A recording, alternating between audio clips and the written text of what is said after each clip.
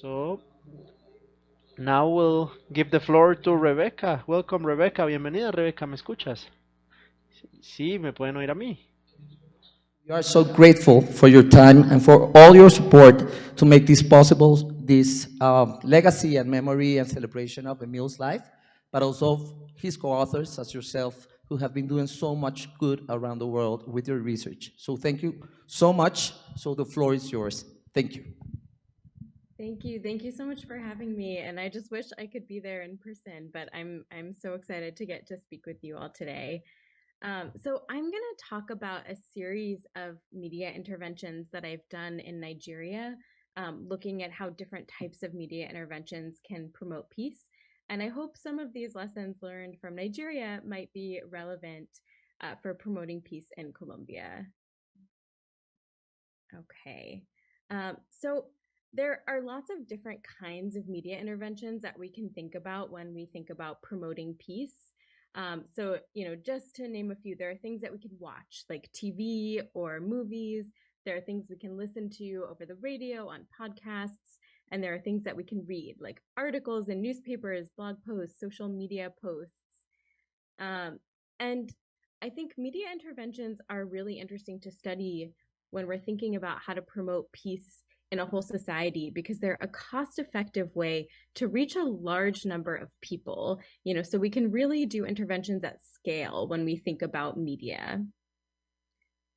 So there are lots of different types of content when we think about media interventions, and today I'm going to talk about 3 different types of content, but this is just a small piece of the entire media landscape that we could think about. So I'm going to talk today about messages that you could play on the radio from in-group elites. So community leaders, religious leaders, political leaders. I'll also talk about messages or appeals that come directly from out-group members that would be aired on the radio or in other types of mediums.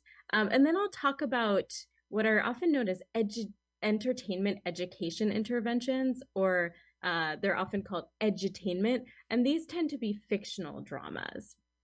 So a little bit more about edutainment.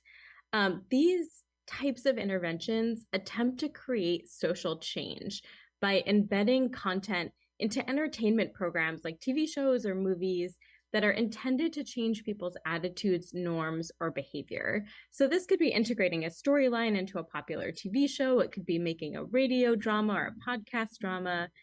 And there's a lot of research showing that these types of interventions are effective in domains like public health, economic development, and women's empowerment. And so there's also some initial evidence to suggest that these could be a really powerful tool for reducing prejudice and improving intergroup relations, and therefore for promoting peace. Okay, so I'm going to talk about 2 projects in Nigeria. It's a lot of research that I'm going to go over, so I'm just going to talk about each project pretty briefly.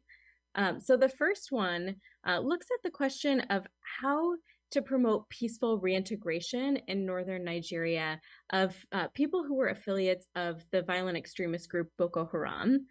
And in this research, we ask whether messages from in-group elites and from out-group members can increase community members' willingness to reconcile with former Boko Haram affiliates who will be returning to their communities.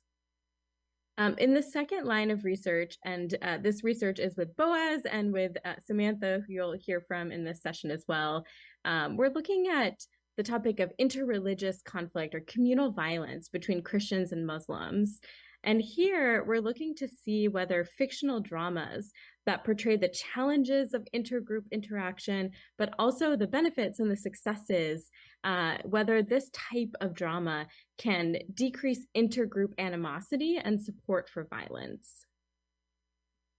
Okay, so I'm going to start by talking about this research, looking at whether we can use different kinds of radio messages to promote peaceful reintegration in Nigeria in the Boko Haram context. So in Nigeria, the conflict with Boko Haram has been going on for a long time now. And starting a couple of years ago, a lot of former Boko Haram members have started to reintegrate into their home communities. And so when we did this research, it was as a first group of former combatants were starting to come back to communities. And there was understandably, a lot of anger, a lot of fear about this happening. And so there's this big question: how do you promote peaceful reintegration? So we wanted to look at two different types of interventions. So we wanted to know, who is the messenger? So how does it matter who the messenger is for radio intervention? And also, what do people say in messages to try and promote peaceful reintegration? So in one of our interventions, which we called Speaking on Their Behalf, we had a well-respected religious leader. So in this case, this was a sheikh in northern Nigeria, who is well known, preaches at a central mosque. So we had this well-respected religious leader essentially ask their community to accept former repentant Boko Haram fighters. So they said, this is what the Quran says about forgiveness. I'm going to accept these people, and I hope that you will too. In the second intervention, which we called Speaking for Themselves, these were messages from two actual former Boko Haram affiliates, a man and a woman, who were both with Boko Haram for a while. And we had a couple of different versions of messages. So in one message, both of them tell their story, how they came to be with Boko Haram, and then they apologize for the harm that Boko Haram has caused to communities and the harm that they themselves have been responsible for. And they ask the community for forgiveness. In a second version of a message, these same former Boko Haram affiliates, instead of apologizing, they tell their story, and then they emphasize that they learned this violent ideology in Boko Haram, and they believe that this ideology is wrong. They reject this ideology, and they believe in a peaceful version of Islam, and they want to come and live peacefully in the community. And then we had a final version that had both of these elements, an apology and a rejection of ideology.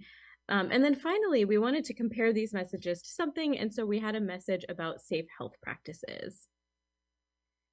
So to do this research, we collected a representative sample in Maiduguri, which is the birthplace of Boko Haram and where a lot of reintegration was starting to happen. And so we had a sample of almost 4,000 people. And the way it worked is that we would start by asking people some basic questions about themselves.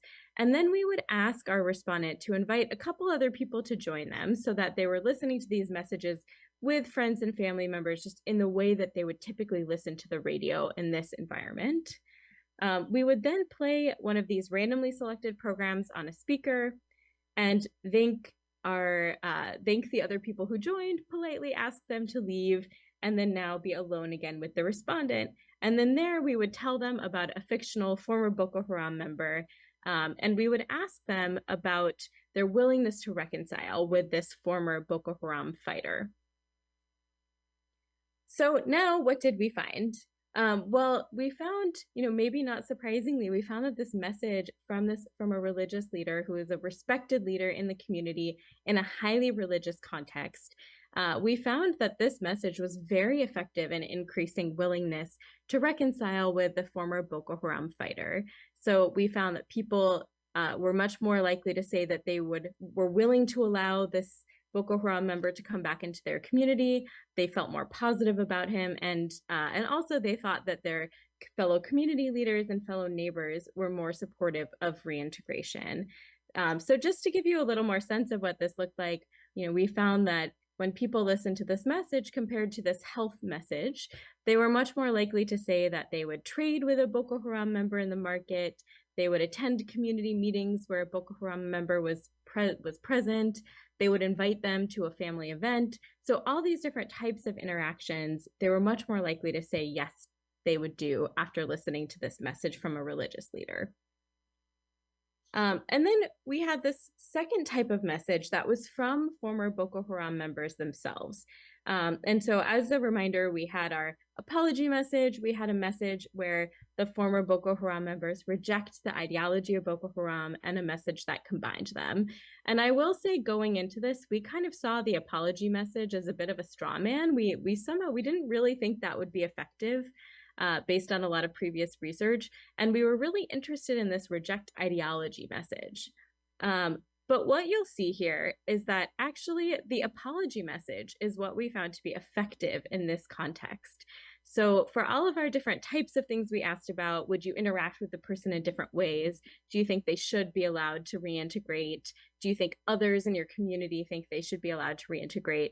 People who listen to a message in which the former Boko Haram members apologize and ask the community for forgiveness were much more supportive of reintegration than those who listened to the health-related message. And we just found no effect of this message where the former Boko Haram members rejected the ideology. We have some ideas of why this is the case. Our intention was that this reject ideology message, we thought that this would lead people to see that the former Boko Haram affiliates had changed. And it turned out that message had no effect on beliefs about whether someone who is with Boko Haram is going to harm them in the future, whether they've changed. And instead, the apology message had an effect on perceptions of whether former Boko Haram members would harm in the future. So in this context, it seems like maybe an apology was showing instead of telling, is what we're thinking, and it seemed to just have a much stronger effect. So just takeaways from this research, we found that a message from a religious leader, and of course in this case this is a highly religious context, but a message from a religious leader really has really large effects on willingness to accept former Boko Haram fighters back into one's community. We were really surprised by the size of these effects. And so it seems like, I can't say what would happen in a context that's less religious. I think in other places, other types of community members might be better messengers. But in this context, messages from religious leaders have a really large impact on reintegration. We also found that these messages in which former Boko Haram members apologize also have a positive effect on willingness to allow former Boko Haram members to reintegrate. Although I will say the effects here are smaller than the effects of the message from an in-group leader, from the religious leader. And then finally, we found that this reject ideology message did not increase willingness to reconcile with a former Boko Haram member. So, this is not what we were expecting, and we found these results to be really fascinating. So, a broad takeaway from this is that it seems like radio messages from elites and from outgroup members can potentially be used to promote reconciliation, but, not surprisingly, how effective they are is going to depend on both who the messenger is and, of course, also what the content of the message is. And I will say a caveat with this research is that we tried to test this in as naturalistic a way as we could without actually putting it on the radio and having people listen in their daily lives. So while this is pretty naturalistic for an experiment, it is not the same as putting a message out there on the radio and people listening in their everyday lives. So of course, that's a caveat with this research. Okay, so the next set of studies that I want to talk about is this line of research looking at whether edutainment interventions, so fictional dramas, can improve interreligious relations. So now we're still in Nigeria, but in a different part of northern Nigeria called Kaduna, where there's a long history of interreligious tension and violence with some large-scale riots that have happened in the past between Christians and Muslims. And in this town, the city is separated by a river, and above the river you have Muslims living, and below the river you have Christians. So this is a highly segregated area with this history of conflict and violence. So we wanted to know whether edutainment interventions that talk about the challenges and the successes of interreligious interaction could improve intergroup relations between Christians and Muslims in Kaduna. And to study this, we first started with what we called our proof of concept radio experiment. So this is a much more controlled study, very similar to the design that I just talked about in Madugri. So it's a more controlled study, and we just wanted to see whether this approach seemed like it had promise. And then we did a second study, which was much more scaled up, much more naturalistic uh, study where we integrated a storyline into a popular Nigerian TV show. So in our first study, we had what we called our intergroup radio program. So this was a brief radio program that we made for the study. This was just a one-off program, about 15 minutes, and it had a storyline about a Christian young man and a Muslim young man who are starting a new job at a construction company, and they're assigned to be partners at work. And at first, they're really skeptical of each other, and they're really nervous, anxious about having a work partner who is from the other religion. But eventually, they learn that some of the stereotypes that they had about each other were really just incorrect, unfounded, and they become good friends with each other. And we compare this to a placebo program, actually the same program that we used in the study in Maiduguri that's about safe health practices. So for this study, we collected a representative sample of about 2,100 Muslims and Christians living in Kaduna. And we did in-person survey, so very similar design to the study that I just talked about in Maiduguri. So again, we played the radio program to people in small groups, and then we asked them questions about interreligious animosity and support for violence. And here's what we found. We found that people who listened to the intergroup radio program compared to those who listened to the placebo program found the other religion to be people from the other religion to be less threatening. They reported less support for interreligious violence. They were less likely to blatantly dehumanize people from the other religion, and they endorsed fewer negative traits about people from the other religion. So just to give you a sense of what this looks like, so we just find this across all of our outcomes. These aren't huge effects, but this seems like okay. This is promising that this fictional radio program is having a positive effect on intergroup relations, reducing interreligious animosity and support for violence. So this was promising, but as I said, the two studies I presented so far are a naturalistic field experiment,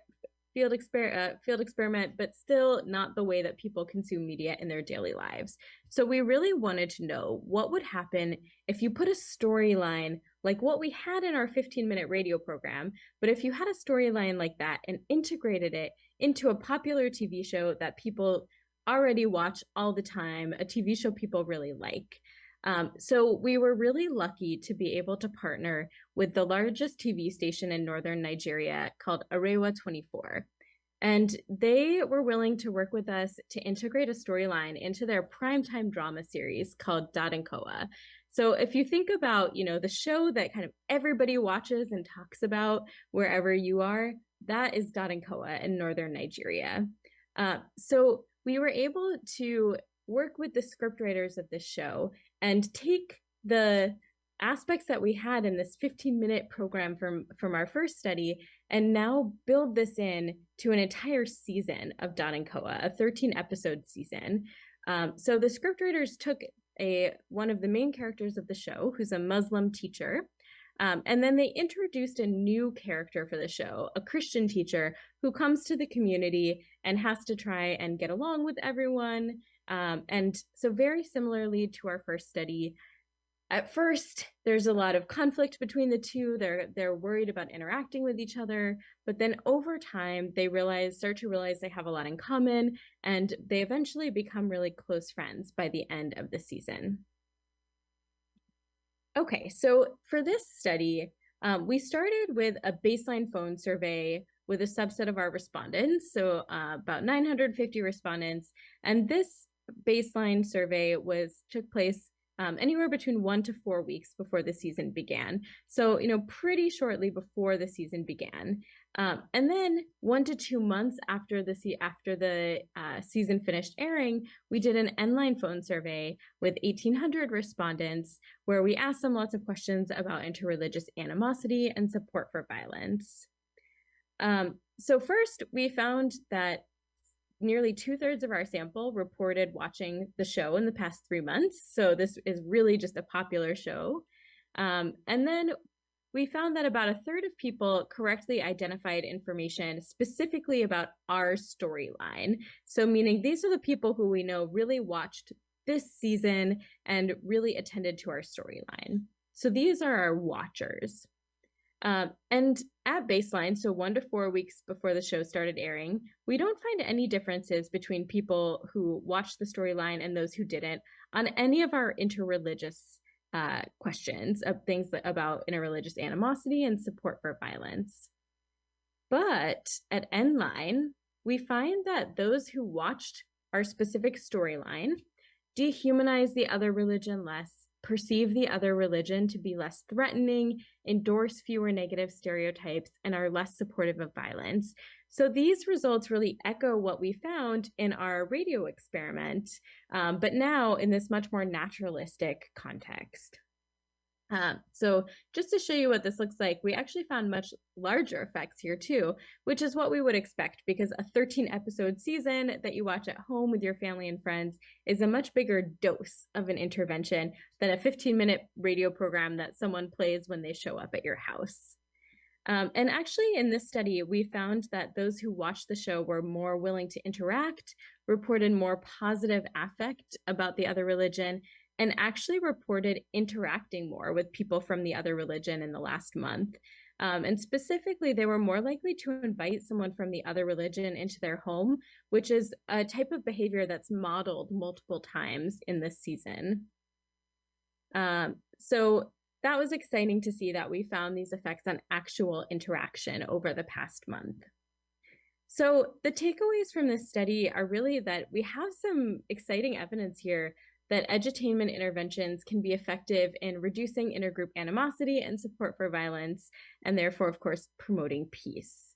There are some open questions that we still have from these studies that we're actually studying right now. We're in the middle of data collection. So we're studying now whether a storyline should contain an explicit acknowledgement of interreligious anxiety or whether it's better just to keep it positive the whole time. And we're also looking at what happens when people listen or watch a program like this alone versus when they watch it in a group. So to wrap up, I mean, the thing that I just want to leave you with is that I think this collection of studies in Nigeria shows that media interventions really hold a lot of promise for promoting peace. So, you know, we shouldn't just be excited about them because they're scalable and cost effective. That's great. But if they're scalable and they don't have an effect on intergroup relations, that's not really going to help us. But I think this series of studies shows that lots of different types of media interventions can be really promising for promoting peace. We still have a lot of work to do to figure out what type of intervention we should do and when and what the content should be, but there's a lot of promise here. So yeah, I want to thank you all for listening and of course thank my collaborators in both of these studies, really amazing teams of people in Nigeria who made these studies possible. So thank you all.